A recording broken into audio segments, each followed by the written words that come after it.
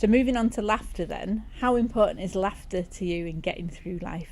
Well, it's funny you say that because quite a few of my family and friends say I am quite a serious person, and yes, I do recognise that. And actually, sometimes I do need to come up and see the wood for the trees and actually just let my hair down and have a laugh.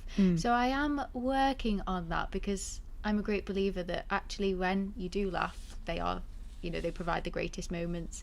And I think there's nothing better than getting together with family, friends, and just literally just having a laugh about this, that, and the other. And I mean, I say I'm a very serious person, but when I do laugh, literally it's like the eyes, tears rolling, belly laughs, I get stitches and all sorts. And I think maybe that puts me off from walking around the rest of the day having a stitch, like, oh, I'm a bit in pain.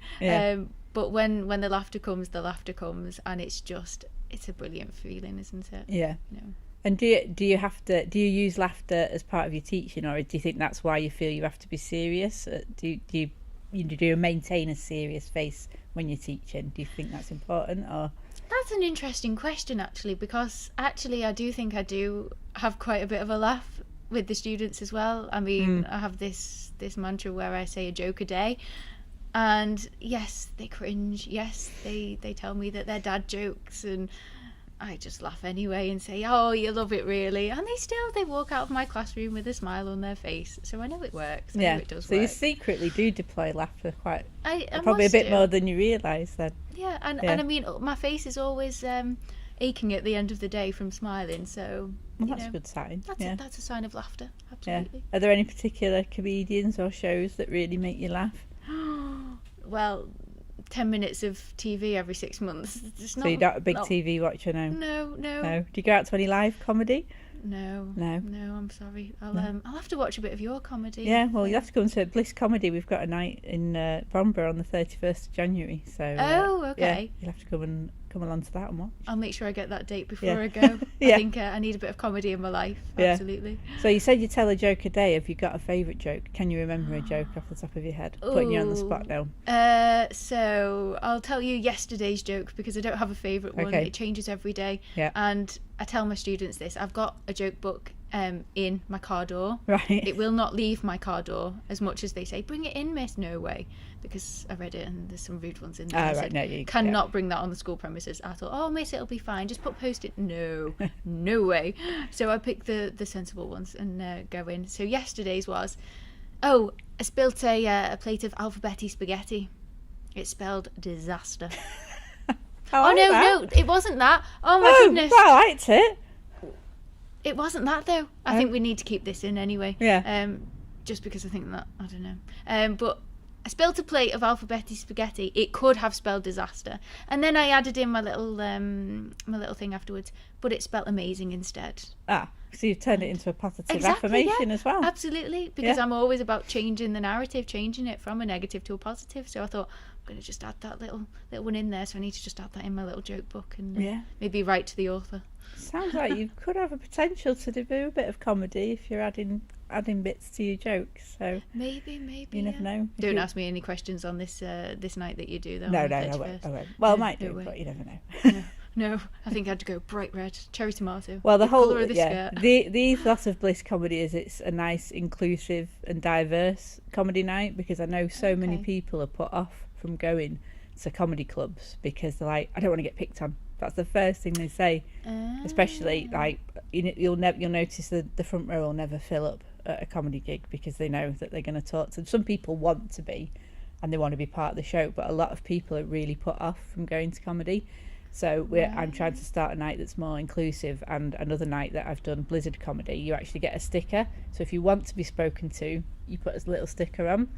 Great idea. If you want the comedians to speak to you, and if not, you don't wear one. And I think it's really good because obviously there's a lot of, my daughter's autistic and has selective mutism, and there's a lot of neurodiverse people who that would be a nightmare, the thought of someone engaging with them on the spot, and that again puts them off and makes it inaccessible for them.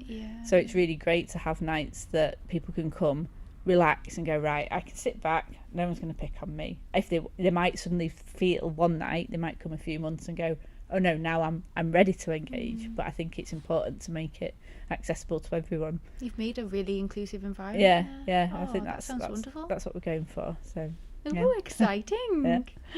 So it sounds like, were you quite serious as a child then as well? It sounds like you were very into your work and serious growing up as well. Is that fair? 100%. Yeah. 100%. Absolutely. Yeah. Always serious, always head stuck in a book. And I mean, there's nothing wrong with, wanting to do well and studying. However, I think I took it a little bit too far. And especially when I was doing my GCSEs and A-levels, as I said, I just cocooned myself in my bedroom studying till the early hours of the morning. And I look back and I think, how did I do that? Yeah. I have to be in bed by 9-10 o'clock now. I'm shattered. How did I sustain that, doing that into the early hours of the morning, and then just working all the time, all day Saturday, all day Sunday. My mum would be saying, just come out, take a couple of hours. I was going to say, was that pressure you put on yourself, or did that come from your parents? Or my mum never ever put pressure on me. I think I just put it on myself. I think I was a C grade student up until year 11, and then something just clicked, and I don't know what it was, but I just thought, right, I'm going to really put my head down here and just work really hard, and so much so I came out with A stars, B's, and a few C's, and I was over the moon, and that pushed me further, thinking, oh, what could I get at A level? And again, I just pushed myself to the very top, and you know what, I came out with amazing grades, fantastic, but I did miss out on quite a few experiences, especially with friends at that time as well. It's that balance, isn't it? So did you always know you wanted to be a teacher? Absolutely. From the age of 4, I would be... From the age of 4? Oh, yeah. Wow. Probably even younger. I used to sit and row my teddies up in circles. My mum used to say, why are you in the corner of the rooms? We can't get through, to each room. Use the middle. Oh, no. We need to sit in the middle so that they can have their backs up, and then we can take the register, and then we go and do this activity.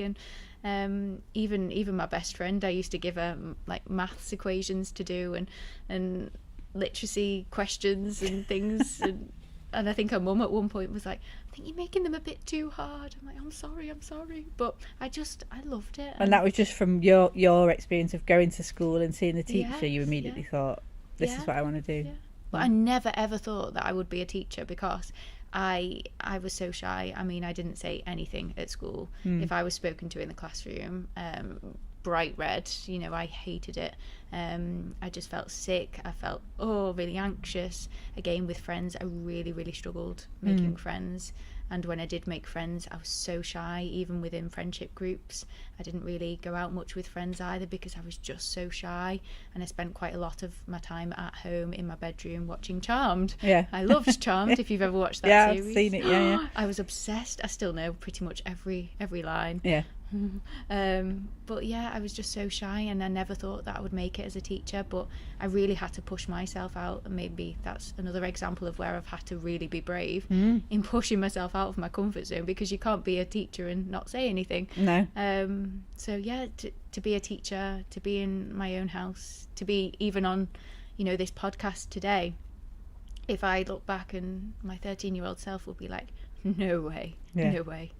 So yeah, I'm really proud of that. Yeah, that sounds brilliant.